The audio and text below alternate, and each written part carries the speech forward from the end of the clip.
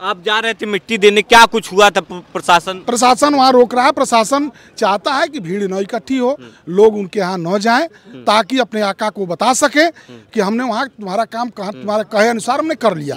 इसलिए भीड़ नहीं लगाने दे रहे, जाने नहीं दे रहे, न नेता के पास जाने दे रहे। सम्मान नहीं है, एकदम सम्मान नहीं है। और अगर माफिया का पैमाना यही होता तो मुख्तार अंसारी के जेल जाने के बाद 65 मुकदमे हुए,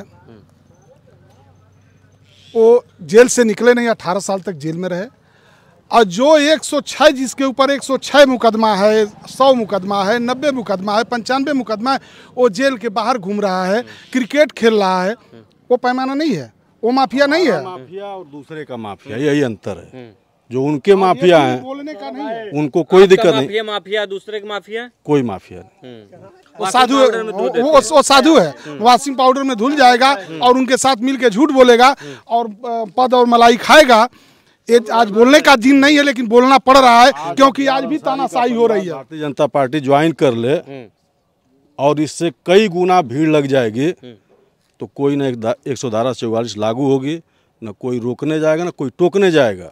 आज ये लोग भारतीय जनता पार्टी ज्वाइन कर लें।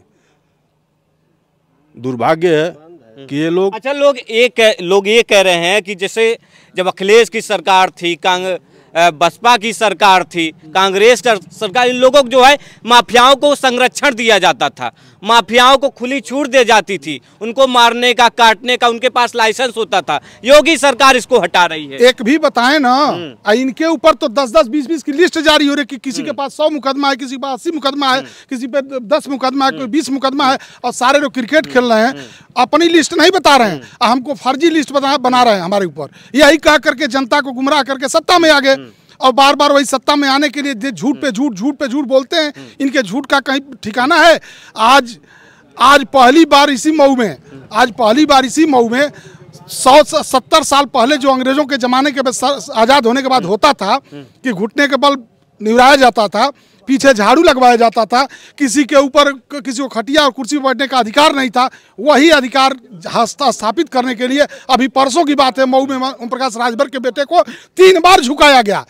वो पिछड़ा नहीं था, वो उनका वोटर नहीं था, के सामने झुका रहे थे। करकर्ता क्या? करकर्ता आदमी नहीं है, इंसान नहीं है, करकर्ता इंसान नहीं है। जो पिछली भूल चूक है माँ बहन की गाली दो, सुबह शाम गाली दो, किसी को दिल्ली भेजो, किसी को मंदिर में भेजो, किसी घंटा बजाने भेजो, और किसी बार कहो कि जो अपनी माँ के साथ ऐसा घात करेगा तो ऐसे करेगा, हम नहीं बोल सकते, और उससे माफी मांगा के काम चला लो तो अच्छा है। आपको मैं गोली मार देता हूँ और मुझे आप माफ कर दीजिए, मैं पैर पकड़ लेता हूँ आपका।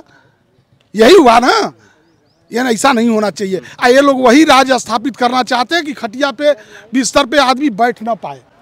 आप जा रहे थे मिट्टी देने, क्या कुछ हुआ था? प्रशासन वहाँ रोक रहा है। प्रशासन चाहता है कि भीड़ न इकट्ठी हो, लोग उनके यहाँ न जाएं, ताकि अपने आका को बता सके कि हमने वहाँ तुम्हारा काम तुम्हारे कहे अनुसार हमने कर लिया।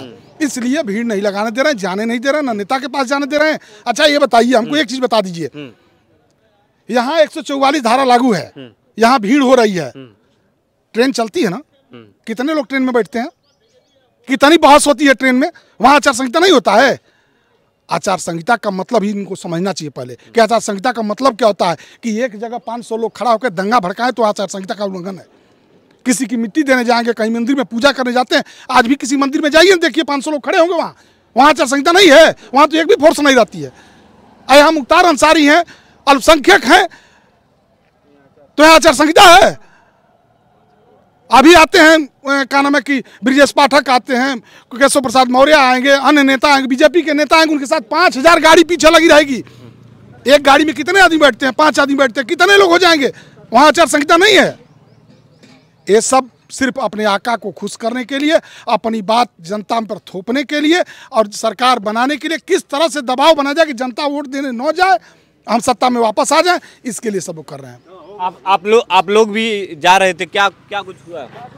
रोक रहे हैं और तानाशाही सरकार है, और योगी जी माफियाओं को मिटा रहे हैं, कह रहे हैं। योगी जी तो खुदा माफिया, उनके पास कम से कम 50 मुकदमा तो खुदा है, वो खुदा अपना मुकदमा वापस लेकर, उनसे बड़ा कौन माफिया है? केशव प्रसाद माफिया नहीं है, उनके सरकार में कितने माफिया पड़े हैं। तो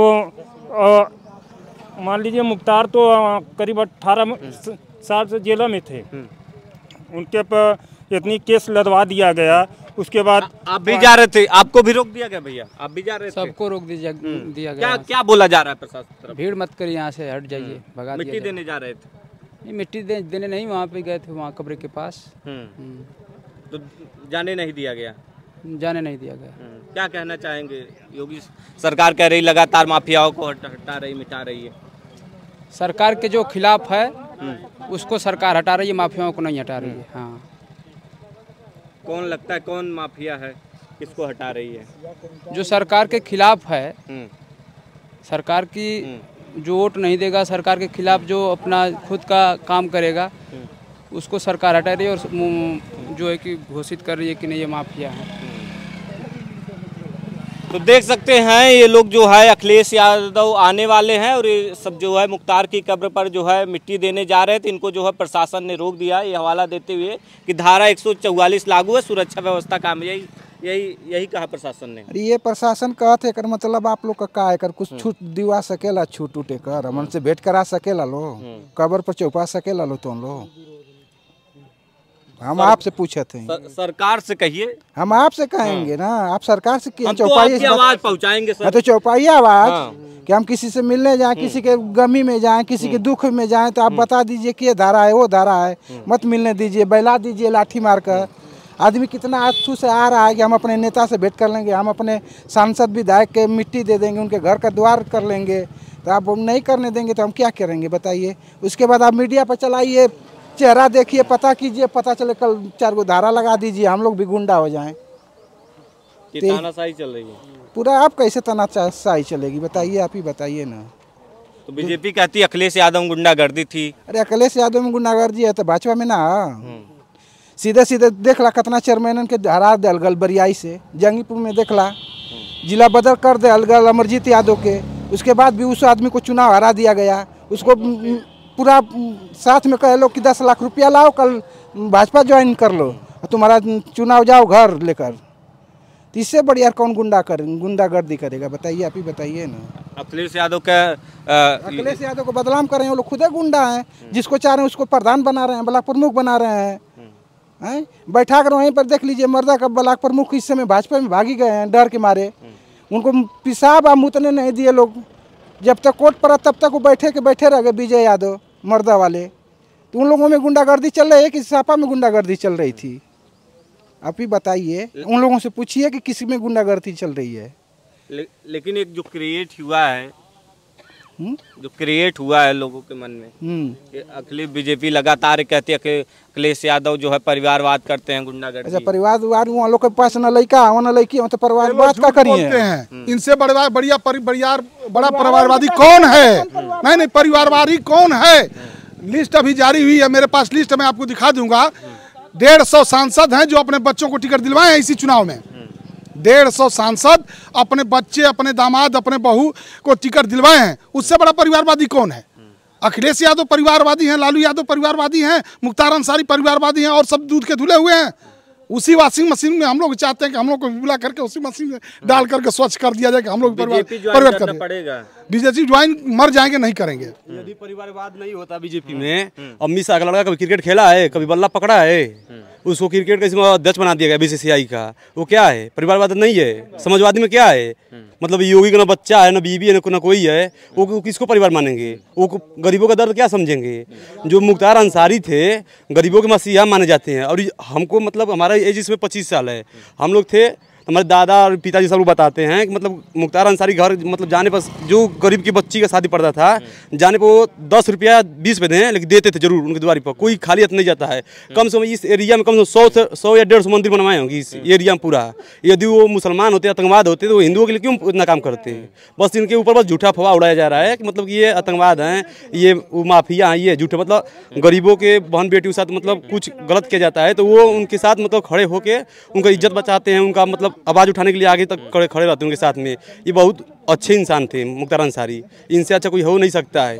हाँ, तो लोग तो कह रहे हैं माफिया, बीजेपी कह रहे हैं बीजेपी बस बोल रही है ना। कोई गरीब आदमी से पूछे, पूरा क्षेत्र पूछिए, पूरा उत्तर प्रदेश में पूछ लीजिए, यदि कोई बोल दे कि मुख्तार अंसारी माफिया है। आनंद राय का परिवार जो है कह रहा है यदि गया था ये हाँ वो नहीं गया था, मरने के बाद मौत गया था, उनको कोर्ट क्यों नहीं दे दिया उनको मतलब दोषी क्यों नहीं दे दिया मुख्तार अंसारी को, उसमें क्यों बरी हो गए? यदि उनको मरवाए होते या कुछ किए होते कृष्णानंद राय को तो उनको सजा होना चाहिए ना। आप बताइए।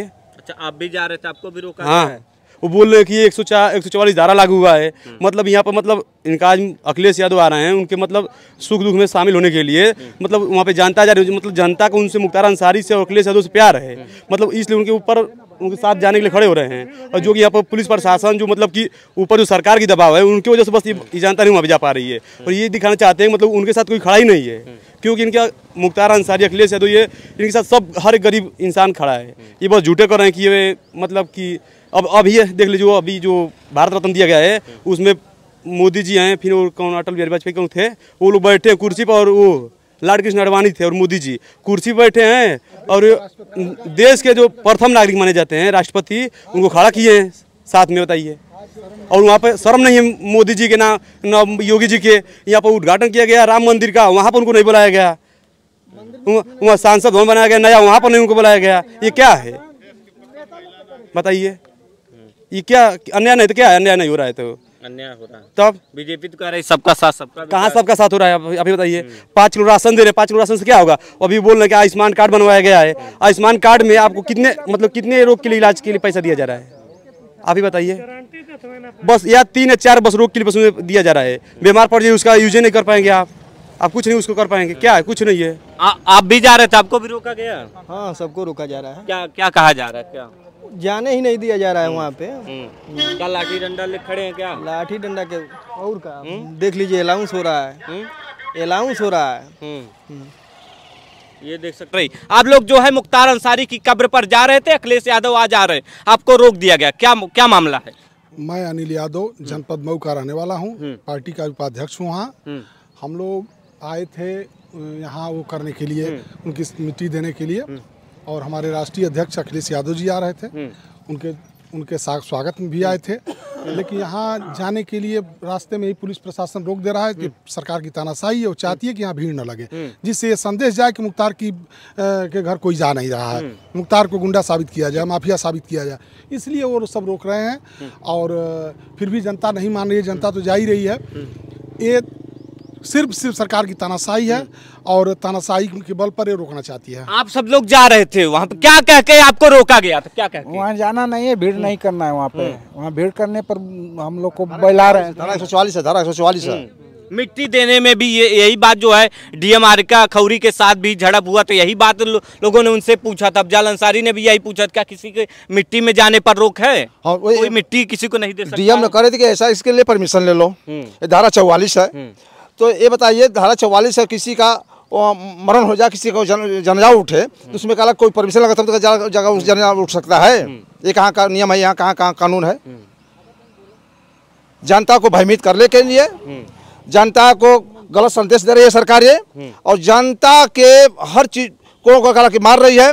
इधर देख लीजिए, सारी जो व्यवस्था है ये सरकार की झूठबाजी की सरकार है, झूठे बोलने की सरकार है, और कह रहे कि पूरे माफियाओं को हमने ध्वस्त कर दिया। तो ये बताइए, सारे माफिया तो क्रिकेट खेल रहे हैं, माफिया गए कहाँ? और एक आदमी कोई गरीब आदमी किसी गरीब का मसीहा वो मार दिया गया तो माफिया खत्म हो गया। यही तो सरकार की चाल है। हवाला दे रहे हैं उन पर जो है इतने ज्यादा मुकदमे थे। क्यों सर इतने मुकदमे थे? कृष्णानंद राय हत्याकांड में नाम आया था। प्रदेश में तो तमाम अपराधियों पर मुकदमे हैं, और अपराधी की श्रेणी क्या है आपकी? अपराधी की श्रेणी क्या है सरकार की? मुकदमा होना कोई बहुत बड़ा अपराध का श्रेणी नहीं आता है। मुख्तार अंसारी जी ने 5 बार हमारे यहाँ मऊ के एमएलए रहे, और लोगों के लिए जो कर दिए, भाजपा सरकार कई बार रही, अपने गिराबान में झांक करके देख लो, लोग कुछ किए नहीं ज़मीन पे। और सरकार जितना की थी उतना एमएलए मऊ का रह करके मऊ और गाजीपुर और बलिया के लोगों के लिए किए। इस वजह से लोग उनके मिट्टी में, उनके जनाजे में, उनके घर आने जाने के लोग प्रयास कर रहे हैं। उनका जो चेहरा है, उनकी जो तस्वीर है, लोग कह रहे हैं कि रॉबिन हुड थे, लोगों को लूटते थे, अपने क्षेत्र में बंटवाते थे, ऐसा कह रहे हैं लोग। भाई जिसके लिए वो रॉबिन हुड होंगे हम लोगों के लिए तो भगवान थे। इस नाते भगवान थे कि छोटे तबके के लोग या जो राजनीति की ककहरा सीखने के लोग तैयारी करते थे, उनको उन्होंने बढ़ावा देते थे और मदद करते थे, और मदद करके राजनीति में स्थापित करते थे। तो मुख्तार अंसारी माफिया नहीं थे? एकदम माफिया नहीं थे। आज का जो कंडीशन है और सांप्रदायिक सौहार्द का तरीका देखिए, ओम प्रकाश राजभर के लड़के को घुटने के बल बैठा करके माफ़ी मंगवाया गया, तो आज ऊंच नीच की खाई को फिर बरकरार किया जा रहा है। यह भारतीय जनता पार्टी की नीति है। तो मतलब जो है पिछड़ों का सम्मान नहीं बीजेपी? एकदम सम्मान नहीं। एकदम